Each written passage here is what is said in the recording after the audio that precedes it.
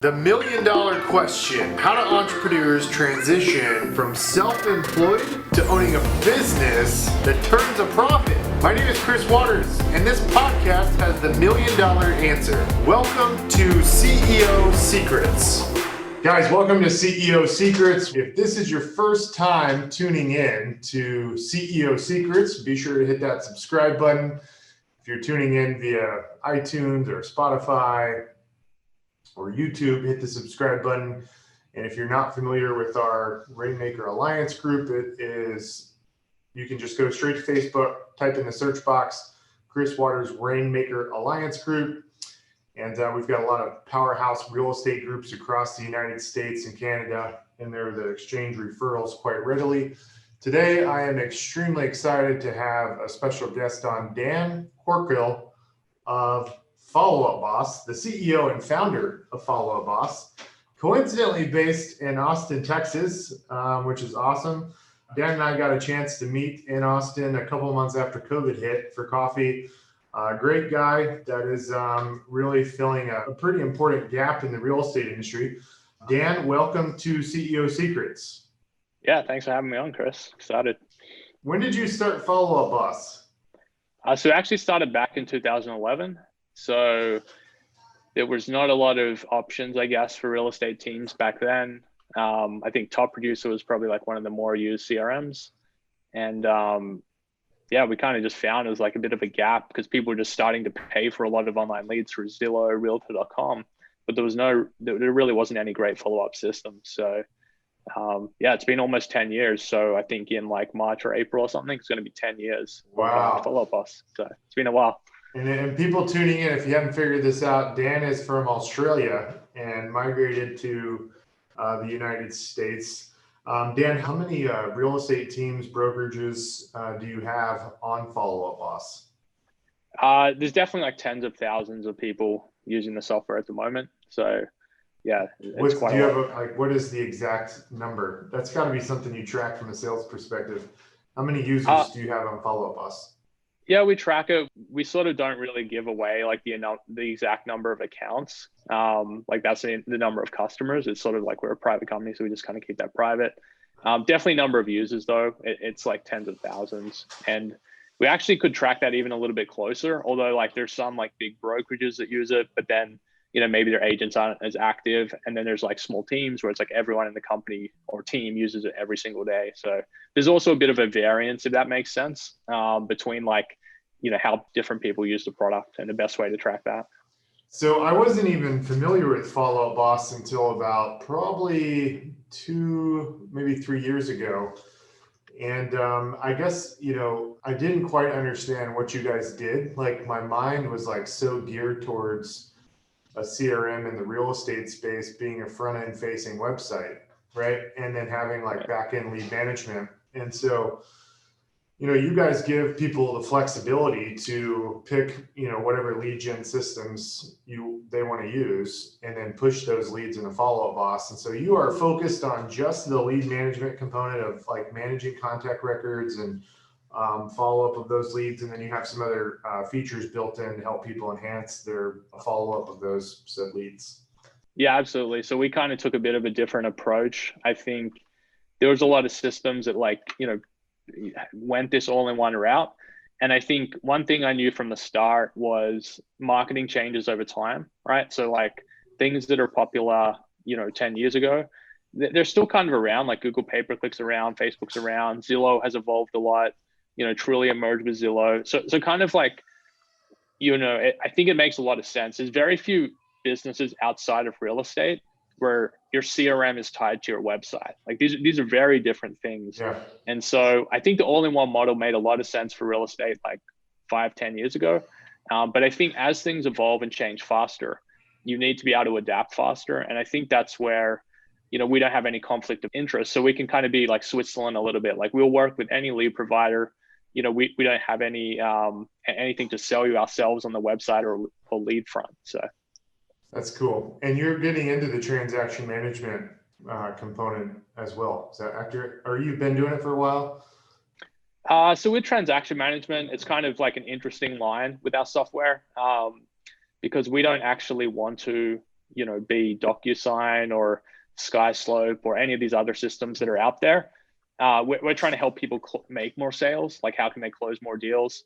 And so our approach is kind of to have like very light transaction management in the system, like kind of the minimum of what people need, but to integrate with other companies. So that's really the approach we're taking. And it's a tricky thing. I think, again, like the challenge these all-in-ones have, and that we also have, is like, what do you build and what do you not build, right? And the challenge is trying to build too much, and then you end up having a mediocre solution, like kind of for everything.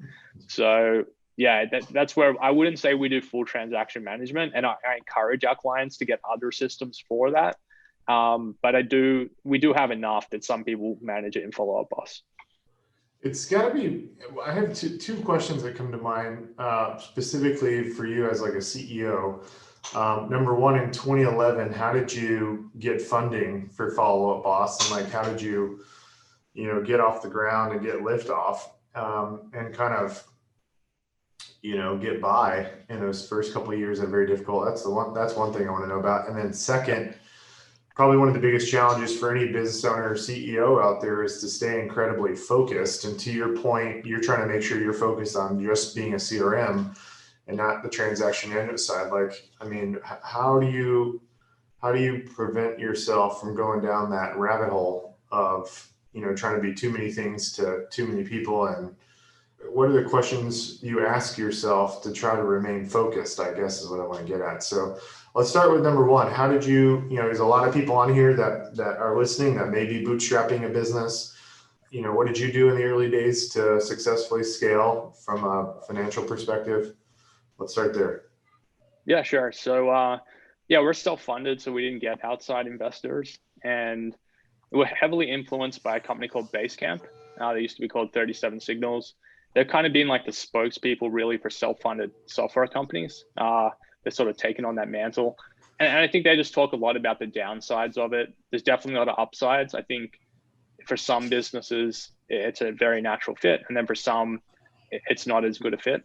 So yeah, what we specifically did was I had a little bit of savings from just working. Like, I was like 25, I'd been working for like, whatever, 6 or 8 years or something. And I just had a bit of money put away. I'd say it's probably about $30,000. And what I did in the first couple of years was make my expenses very small. So I was living in Sydney, Australia, and I moved to basically Europe. And then I lived in Turkey for a little bit, and I lived in Germany. And to give you some idea, like, the cost is just dramatically different. So living in Sydney, like, your rent would be $2,000 a month. Like, that was sort of like a 1-bedroom apartment.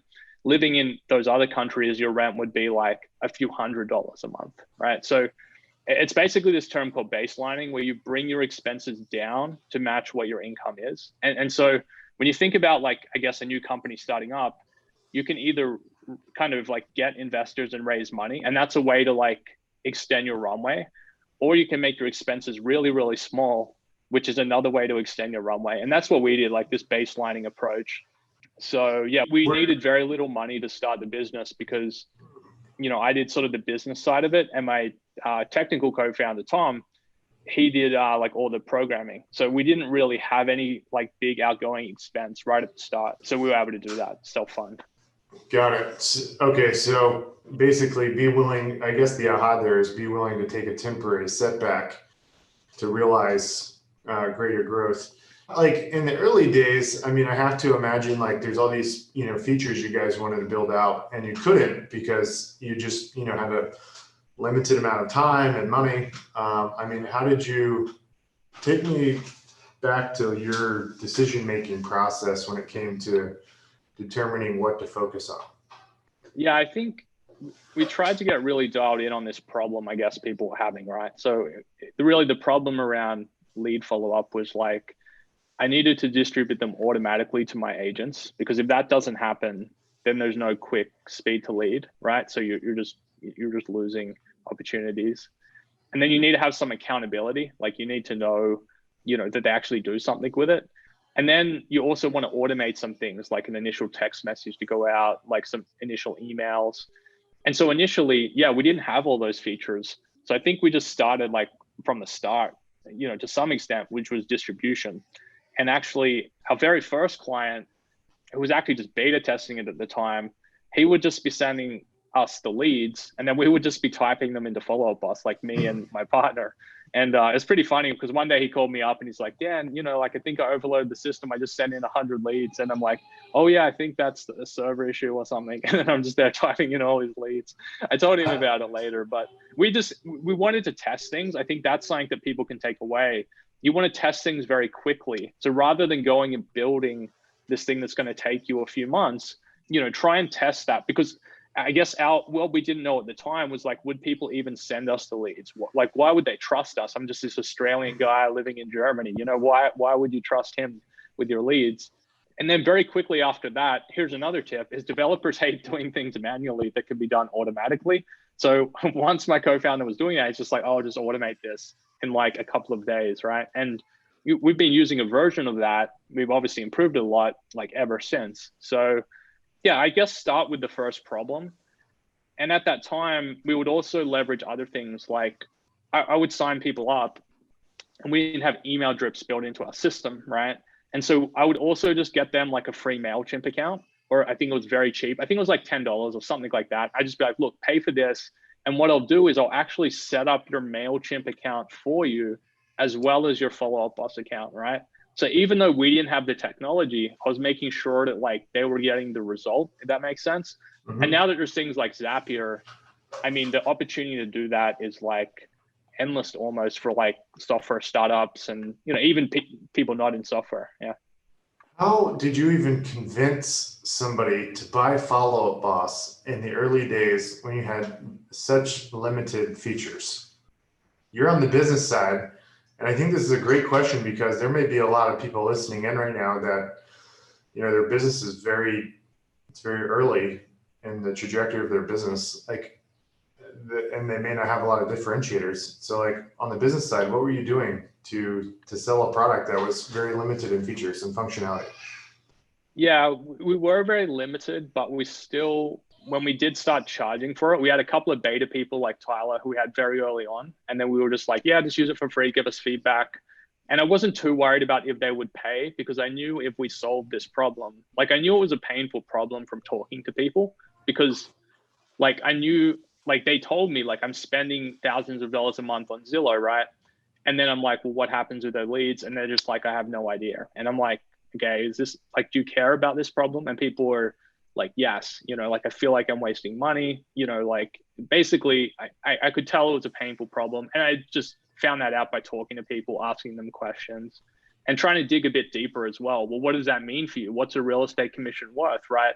So if we could have a system that did some of these things automatically and helped you close more, that must be worth something to you, right? And, certainly a software subscription. So yeah, we did have very limited features, but even though we had limited features, we could still solve that initial problem of distributing the lead automatically. So once we had that, it was still like, well, even if we just solve this for you, right? Like that's at least one more problem off your plate. Because before that, like literally this is how they described it, or Tyler described it. It's like he'd be watching a movie at home, like with his wife, and he would be on his mobile phone getting these emails from like Zillow or Realtor.com or whoever, and then forwarding it on to his agent. And I'm just like, you know what I mean? Like that sucks. Like that means you're not spending quality time with your family. So I think you want to try and dig deep into what the pain is, and then what is like the flow-on effects of that, because you'll actually make less money if you don't have a follow-up system, right? So I think you kind of help people by helping them get clear about how big an impact that's having on their business. So whatever that problem is you solve, try and make sure that it's like really connected to like pain.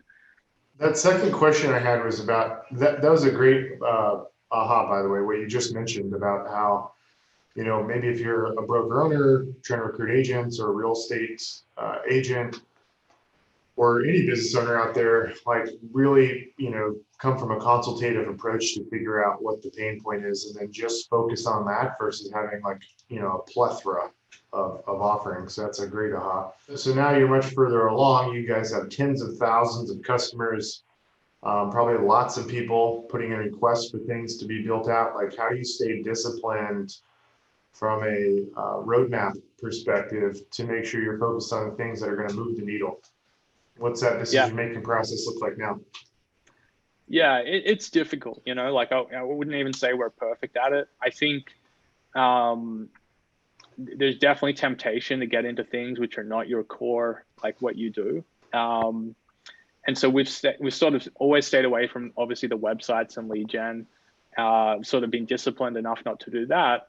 But there are certain things where, like, maybe a very important client asks for something, or, a group of people want something, but it's maybe not in line with sort of where you want to take the product.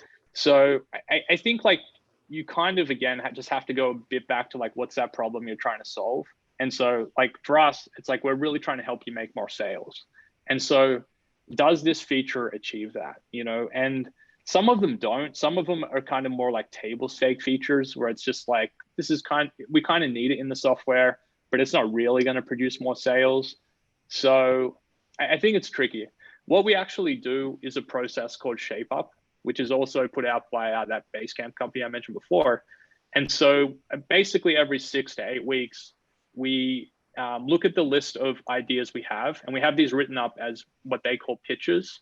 And basically it pitches like, this is the problem, this is the solution, this is sort of like our appetite for implementing this solution. And then we essentially just bet, like, okay, so, we just started a cycle today.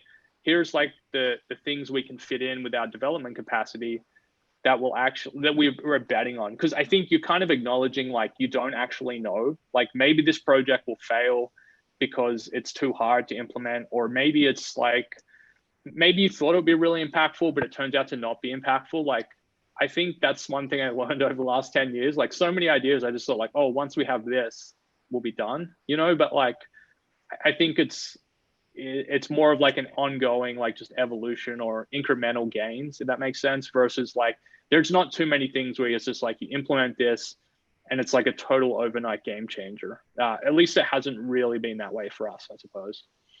So Basecamp, they have I don't know if it's a book or guide called Shape Up. You can just Google Shape Up. Yep, Google that. And I'm looking at it now. It's called Shape Up. It's written by a guy named Ryan Singer. And you can find the online version at basecamp.com. And the subtitle is Stop Running in Circles and Ship Work That Matters. Have you identified like a common theme? Like, every time you guys, are trying to identify what's going to go on the roadmap to build, and then let's say, for example, you launch it, is there any common theme when something doesn't work out? Like, is there any ahas or epiphanies you've had? It's like you saw a pattern, like, multiple times you put it on your roadmap to develop, and then it ended up not being that, fruitful for you guys or the customer? Yeah, well, a little bit of a different answer, but I think sort of related, is like, I think sometimes where we have not done the best job is like helping customers implement the feature. So it's kind of like, hey, we've got this cool new technology, because we're more technology people over here. But then there's like, your day-to-day life in real estate, right? And so it's like, what we've been really trying to do is marry those two things a lot better together, so that, one, I guess you get more value out of the product ultimately, like that's what we want. But also, so like, we don't build a feature and then just have like 10% of our customer base using it, because we've certainly had that. And I think it's a little bit on us because we didn't do enough education, we didn't make it easy enough. So I think that's one of the things, is just making sure that there's like a really easy, again, like, clear problem that thing is solving. And then also it's maybe like a little bit of questioning, like, is, because biases come in to this, right? So it's like, I think one very clear one that I see all the time with us is like recency bias. So someone asked for this feature very recently, and so we think like, yes, we should jump on that and do it, but it's not often the best thing. And then I think the other thing is just like, this group of small people can also be a bias. So like, maybe it's like the customers you're closest to most, and it's like, yeah, Dan, like, we really want you to build this, it'll be really impactful for us. And then it's like the other 95% of our customers, potentially don't need that. And I think that's okay. You can still choose to do those things, but you kind of have to go into it. Ideally, I mean, in my ideal world, we would just be building features that like 80% of our customers would use, like every single feature. But I don't think that's also that realistic for us. But I think it's a good question to ask, is like, will 80% of our customers benefit from this? I think for people that are in real estate, the way to transcribe that is, figure out your target market. And when you're thinking about like features or benefits to offer the consumer, make sure it applies to a majority of your clients versus just one-offs, so that your time is efficiently used. So it's a great little aha there. So I'm sure you guys get daily emails from people that are agents and team owners, broker owners, with like wanting features and stuff. And like, what's like the most common one you see people saying they want? And like, you personally know, like, this is not going to help you build your business. That's interesting. I mean, one that we didn't have for a long time, which a lot of our customers want, is spouses, like better support for spouses and relationships. And I think we are actually building it right now. And I think I held off on that for a long time because there were sort of workarounds for it. And like, we didn't have it, but it wasn't that big a deal. But, I guess like it became like over time, like our number one requested feature. So we're like, okay, we're going to add it. And I guess you can make the case of like managing all those different relationships better will help you grow your business. I think what I see sometimes is just like, sometimes people get a bit hung up on the technology, and like, we want product feedback. We want to hear what we can make better. And like, there's definitely a lot of things, we're doing this year and we did last year to, keep evolving the product. But at the same time, like, I think very few things are a blocker, if that makes sense. So like, nothing that like Follow Up Boss doesn't have really blocks any of our clients. Like we have, like giant clients like Robert Slack, a lot of the other top teams that I know personally and have had on your show. And basically like a lot of them built their business on Follow Up Boss, not all of them, of course, but like they don't get blocked by like, oh, your software doesn't do this one little thing, or like, oh, you do 90% of what I want, but like this 10%, of this feature isn't what I want, so I'm not going to use it. I think they're just more practical, and they're more also, I think the other thing I've really noticed is they're very focused on the consumer experience. So how can they provide more value to their customers, right? Who are obviously people buying and selling houses.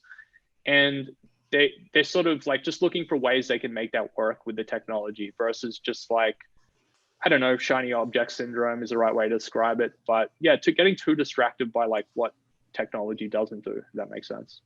What would you say is one of the biggest mistakes people in the real estate brokerage industry make from a technology perspective? Do they have too many systems? Do they just, obviously there's a lot of agents that don't use them correctly. But like from just not from a behavioral perspective, but more from like a technology perspective, like if you were a CTO advising real estate brokers and agents out there on their entire technology stack, not just Follow Up Boss, like what would be your advice to them? Yeah, I'm a little bit biased. I think too many people do go into like just this locked in sort of systems. I do think some of the things you mentioned, like too many systems as well. Like, do you really understand why you're buying each one? I do think some, a big part of what drives our business, and I think a lot of other software businesses in the space, is just word of mouth. And so people see successful teams using these different systems, and that's what they base their decision on. Versus like more sort of like first principles thinking, like what's the actual problem in my business? Should I add Follow Up Boss or Boomtown or any of these other systems? Like what is the right solution for the problem I have now? So yeah, it's hard. I think there is a lot of behavioral things there as well. Like, like what incentives and accountability and all this kind of stuff.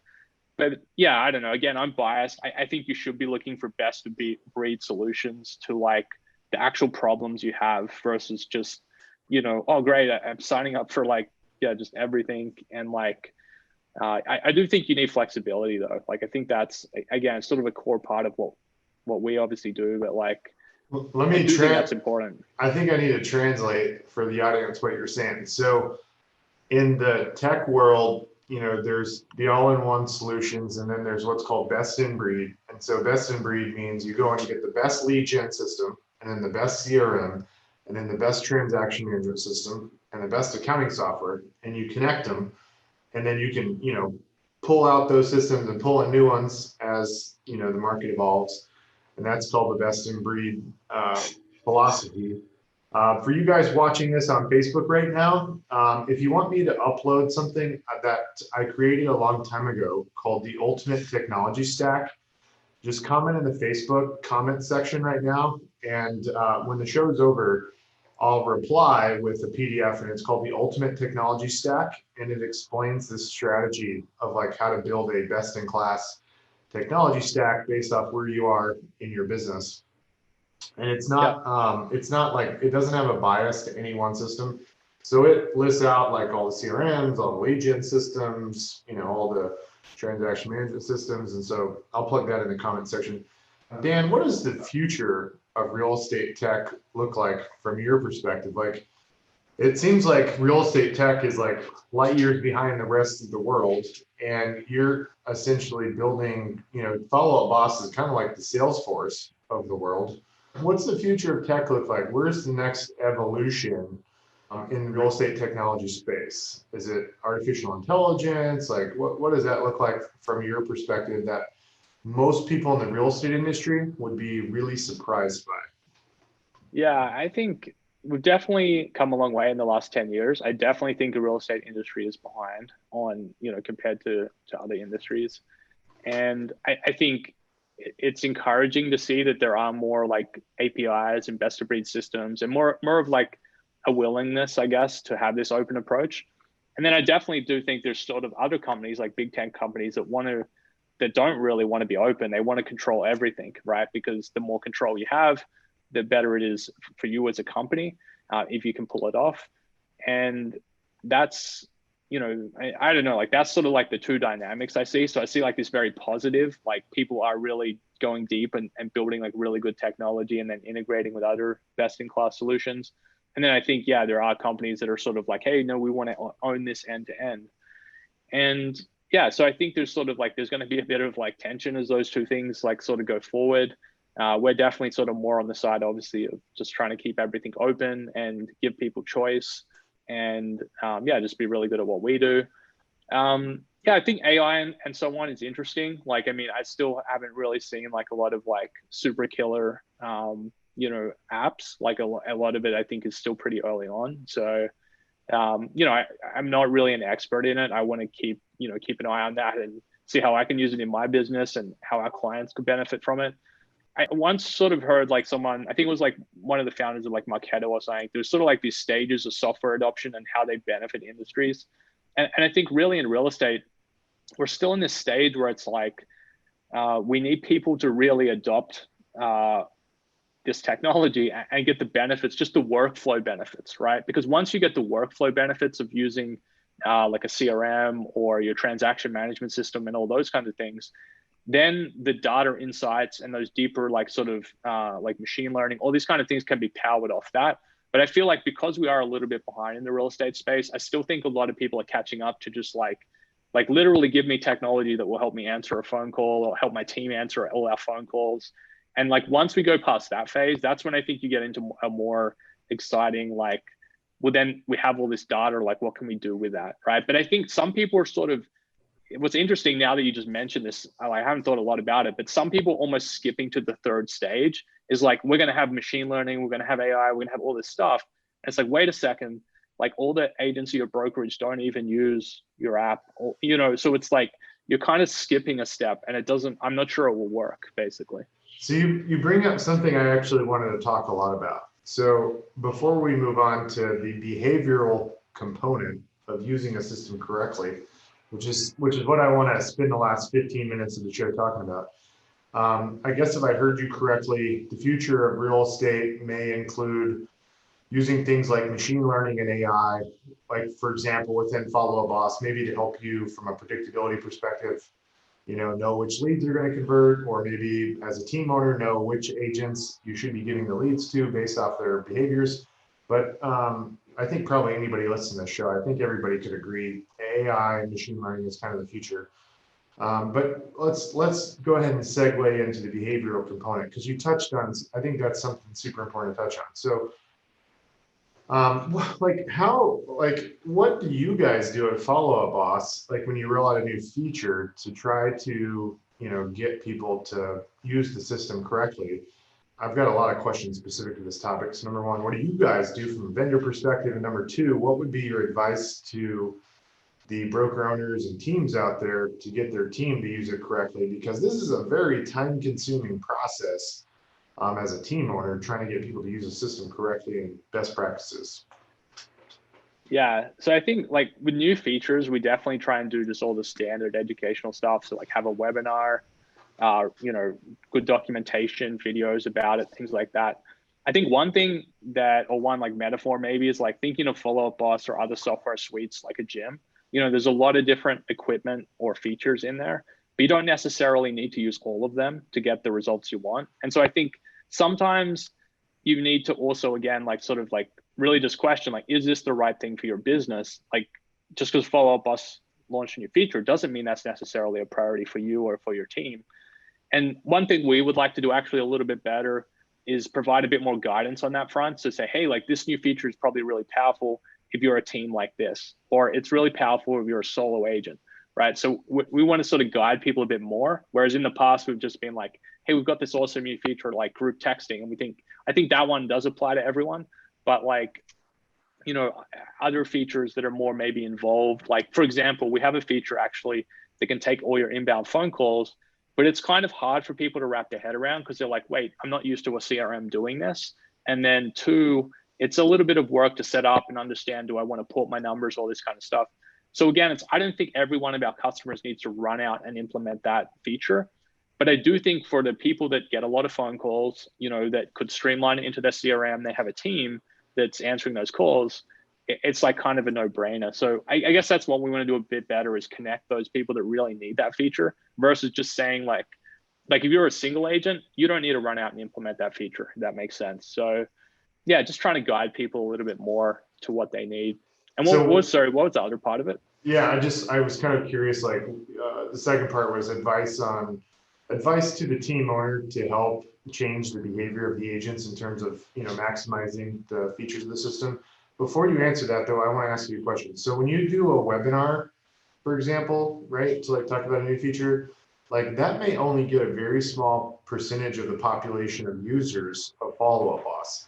So when you roll something out new and you're trying to create a behavioral change, how do you get deeper penetration into your customer base to ensure everybody knows about this feature and is using it correctly?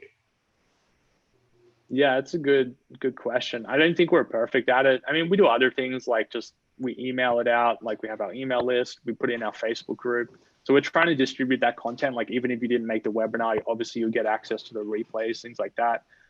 Occasionally we'll do something in the app. So we'll say like, hey, did you see this? Like do an actual on-screen pop-up. But I think it's something that actually we could improve at a lot. I think sometimes the trap of technology companies, and certainly we've fallen into it, is like, great, we built that feature. Now let's move on to building the next feature. Because honestly, that's what developers like doing. That's what product people like doing. It's like we're always talking about what's next. And definitely, I think sometimes it's like the value is, hey, that thing we built 5 years ago that like this particular customer is not using. So I guess besides like trying to do those initial announcements, we do also have a success team. And that's kind of what their job is, to touch base with the teams in our system and make suggestions, look at their account, see what they're using, not using. And I think we try and do that also on a more, what's the right way to say it? Like just broad, like mass scale. Like let's look at the data of who is using this and then email them. But I also think it's important to do it on the one-on-one scale. So you really understand your customer. So you really understand like why didn't they use that? Is that just because they were confused? They did.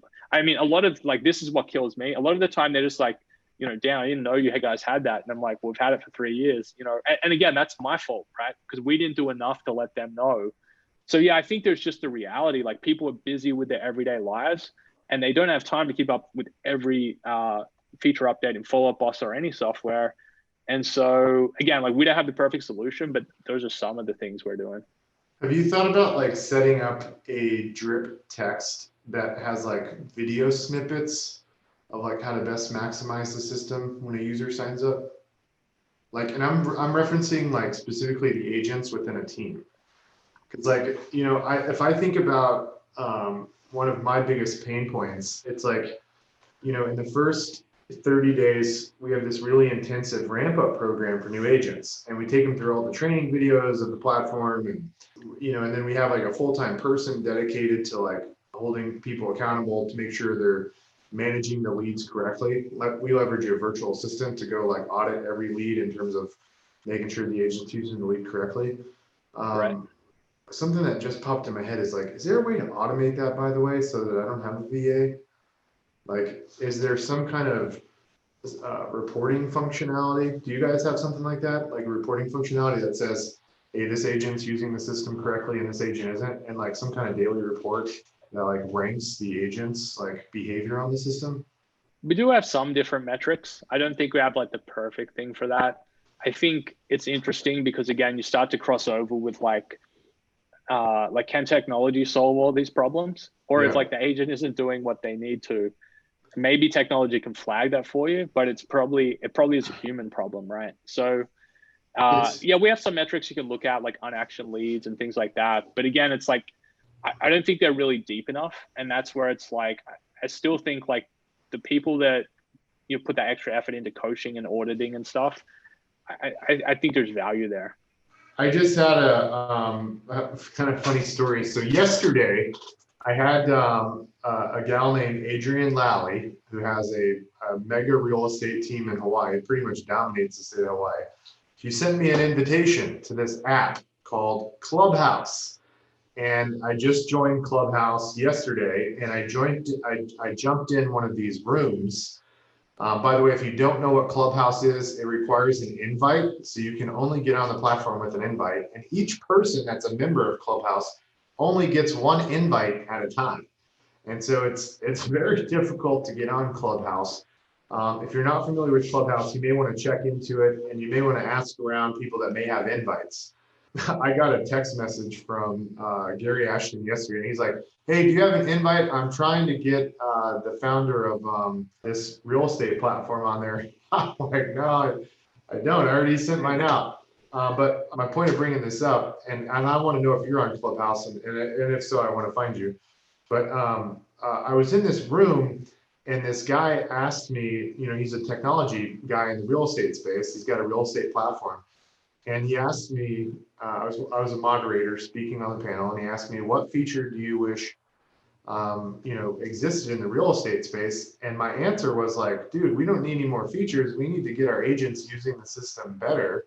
And I said, I can't think of anything. And I went blank. And I literally just had a massive epiphany, because if I was back in that room yesterday, what I would say is anything on the tech front that y'all can do to make us as team owners and broker owners more efficient at managing behavioral change, like in terms of like people actually executing on the system more correctly, like that is like the single-handed like one thing that has the biggest impact on ROI. Because like all these, a lot of these platforms, like it's become a little bit of a commodity, like Boomtown, Commissions Inc., Firepoint, like they're all great, like they're all good, they're all pretty equivalent. And so like I can't really think of like any feature that's going to like massively improve our ROI. It's about like getting the agents to actually use the system correctly, like following up with the leads, like implementing best practices for lead follow-up. So anyways, if I was in that room yesterday, I'd say something I would add to your roadmap, Dan, which you probably get sick of people saying this, is something that helps us as team owners maximize ROI by seeing which agents can help, or which agents are behaviorally using the system poorly, or they're using it really well. So what? Tell me, Dan, are you on Clubhouse? I am. I've Dan got an invite. Yeah, I think I got it about a week ago. I'm trying to remember who sent me my invite. I think it was Nick Baldwin from Labcoat. He got me in.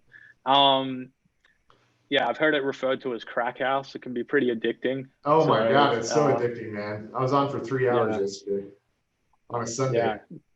What's your? There's some really interesting stuff in there. What's your username? I'm going to look you up right now. It should just be like Daniel Corkill or Dan Corkill, I think. Oh, there it is. The Aussie in Austin. I see him. How they've done it is very well. Like I think when you joined, because probably you're in my phone, it's like Chris just joined. Do you want to welcome him? So like they've definitely done a lot of like really cool, I don't know, invite system or like kind of way to get people engaged, right? And obviously if you're online and we're friends or we're following each other, it's going to say Chris is in this room. Do you want to join? You know, I get these things all the time. Gary's in this room. Yeah. So yeah. So cool. I just found you. So yours is at Dan Corkill, Corkill. So I just hit follow on Clubhouse. Man, the Clubhouse app is blowing up, man. It's like I think it's like the new TikTok, but there's more applicable uses for us in business. I mean, it's like the modern day convention. Like it, Yes, or that's what I think it's closest to, right? Yeah, it's literally like a modern day conference, like real estate conference, and where you go and sit down and you listen to people like moderators speak, and then you can raise your hand and collaborate. Dude, it's pretty amazing. Like I was blown away. Like, and what's bad, I was like, man, why didn't I think about this? Because like nobody's created a social app that is audio based. They're either picture or video. So yeah, man, like, and this Clubhouse app is game changing because with COVID, it's like you don't want to go to these conferences with thousands of people. And I was in this room yesterday speaking, and I had hundreds of people listening to me, like as if I was at a conference without having to fly out there and book a hotel room. Like it's freaking awesome. Yeah, it's convenient. And I think for like people listening as well, it's like you can learn so much because like, I'm sure you're a pretty open and accessible guy, but like, someone just be able to like quickly ask you a question like, hey, how did you grow your real estate team? Or I'm struggling with this in growing my real estate team. And then hear from people like yourself, Gary, like people that have done it, right? People that are real experts. Like sometimes there's not a lot of opportunity for that, even at real conferences, it's like, how many questions can you really get through and like how in depth can those answers be because time's limited and all that kind of stuff. So for you guys that are that are watching this right now on Facebook Live, I'm going to put my information up to find me on the Clubhouse app. I'm going to put it in the comment section, and I'm going to put Dan's information. By the way, for you guys listening to this on iTunes or Spotify or whatever, the Facebook group is called Chris Waters Rainmaker Alliance. And we have a couple thousand people. They're all people building real estate groups, like high producing real estate teams. I see some email addresses in the comment section, so I'll send you guys a copy of that Ultimate Technology Stack. I'll upload it straight into the comment section, so don't worry, I won't forget about that. Anybody that's tuning in on the Facebook Live, feel free to ask any questions. Looks like, Dan, we have a question from Steve Lamoth, who has a really great business in Sacramento, California. And he was asking about the inbound call functionality. He was asking if that's like Google Voice. It's very similar, yeah. So we ended up all CRMs have the ability to generally integrate with a dialer and make outbound calls, but we wanted to make sure that like you're not losing any inbound calls because those are generally your most valuable leads. And I think the benefit of having it built into your CRM instead of another system like Google Voice is every single missed call or voicemail ends up in the CRM. So what can happen with some of those other systems, like you miss a call and no one calls them back, or it never gets entered in your CRM. And so we also give you obviously the caller ID because that person's in your database. So there's just a lot of like, again, it's workflow for us. It's like, let's make this easy for your team versus, have multiple different systems they have to check. But it's very similar. Yeah, you can have it ring multiple people. You can port in numbers. If you want to have a different number to track a certain type of marketing, you can do that. So yeah, it's very similar, except it's just built in and yeah, has a couple of workflow advantages in that sense. Speaking of like cool tech, we were talking about Clubhouse. You guys tuning in, you need to hit follow, by the way, on the Clubhouse app, because it's how you know, for example, when Dan is speaking or moderating on a panel in the Clubhouse app. So you got to hit follow and you'll get pinged. And then you can always what's also really cool is you can invite me or Dan, if you're in a room and we're subject matter experts on something, and we'll get a push notification to our cell phone saying we should go speak. And we could be like having coffee, watching the birds chirp outside. So anyways, but specific to tech, Dan, you work with a lot of technology vendors. Everybody loves finding a new shiny object. So please just enlighten our pleasure of finding new shiny objects and share with us a shiny object that you know about that maybe a lot of other team owners, broker owners don't know about that you think is a really cool shiny object. Scratch that itch for us, Dan. Scratch the itch for us. I'm trying to think. I think a lot of people already know about them. I mean, Clubhouse, that's definitely the one. I think that's the biggest one today. That's your nice new shiny object. I think also like just the things that have been around for a little while, like a lot of I would sell the most popular integrations on Follow Up Boss. Zapier, Ylopo, those are pretty much the two big ones. Like we have a lot of customers utilizing both of those systems. And Zapier, again, for people that don't know, it lets you connect to a lot of different systems. We also have like great integrations with like RealSync and, other more real estate specific solutions. Let me interrupt you. It's my understanding Ylopo pays for the integration of Follow Up Boss. So they'll pay for your RealSync integration account. Did you know that, Dan? Well, I think we also have a direct integration with them as well, right? So for whatever reason, like they have like a couple hundred accounts that are. So basically, if you're listening to this and use Ylopo, they'll integrate Ylopo to Follow Up Boss with the bidirectional integration created by RealSync, and Ylopo pays for your RealSync account. Right. So, anyways, besides Clubhouse, what's the real estate specific tool that is the shiny object in your eyes? Okay, I'll give you another one. It's not real estate specific, but you can be used for real estate. It's called SPAR. Have you heard of this app? No, tell me more. SPAR. And so what it is it's a daily accountability tool. So you could use it for making your calls in Follow Up Boss. You could also use it for like doing your workouts each day. And what it is you have your group of friends. So maybe me and you would have a challenge, Chris. And it's like, hey, we're going to work out every day, or we're going to make our follow-up calls every day. And we put up some amount of money, right? So we'll put up, say, like $100. And if you miss a workout, the app is going to automatically charge you $100, and I'm going to get that money. So it's an accountability tool with money built in. And I believe there's also video check-ins built in as well. So you can do a little video check-in as well. So is this called, it's getspar.com, and it's an app, looks like it's on iTunes? Yep, it's on Apple. Dang, for those of you guys that are competitive, woo, man, this is a good shiny object.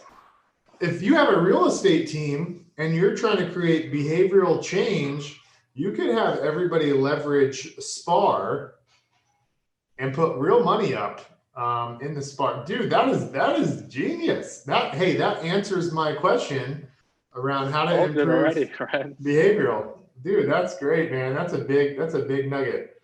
All right, so we only have a few minutes left. What are your New Year's resolutions, Dan? What are your 2021 New Year's resolutions? Yeah, so things I'm just trying to be a bit more chill. I'm trying to do a bit of yoga every day just to sort of like, be more centered or whatever. Look after my health, definitely trying to work out very consistently. Did it pretty consistently last year. And, just want to keep getting better. I think this year, the topic of the podcast, right? CEO secrets. Like I'm definitely trying to move even more into like the CEO role and make sure that I'm focused on the top value things for the business versus like some of the things which would be handled like the management level. So yeah, I mean, that's it really. Just want to keep improving and make sure, I think over the last 10 years, like I've really focused a lot on the business, just trying to make sure that like, yeah, don't become a workaholic or don't stay a workaholic forever and be no fun. Make sure I've fitting in life and everything like that as well. So. Do you do yoga at home or do you go to a yoga studio? I've just been doing these YouTube yoga with Cassandra classes. There's like really short ones that are like 15 minutes. There's ones that are longer. I haven't got into those as much, but they're pretty easy. I definitely want to start going to like a studio eventually, but just with the whole, COVID thing and stuff, it's just easier to do it at home. Also, like because it only takes 15 minutes, what's the excuse not to do that once a day, right? Like it's so convenient at home. So health, you said, is one, and then you said basically be a better CEO. What does that mean? Like, do you have like specific things you know are time blocking to be a better CEO? Like, where's your head at? Like, how do you? Yeah. I mean, I assume you're trying to pivot your personal identity as to what you should be doing as CEO. What does that look like? Yeah, it's a great question. I think it's like, well, one is like the business becoming more and more successful. Ultimately, like that's a way to measure, like, is the CEO doing a good job? I think what I'm trying to do differently is make sure I've got the right people, right? So where there's things where I think I need to be involved still in different areas of the business, that's normally because you don't have the right person there, right? Because if you had the right person, they would just be taking care of it. And so, yeah, just trying to make sure that we really have everyone in the right seat. As you grow, also like a technology company, it's maybe a little bit different to a real estate team. Well, actually, kind of similar. Like if you build a really good big real estate team, that person maybe that was like handling your operations at the start, maybe you need someone more experienced, right? So it's like, I think those are kinds of things I'm looking at. Also, again, like what can I uniquely do? So like coming on podcasts like this, I can't really delegate that to someone else, right? Because there's no other CEO at the company.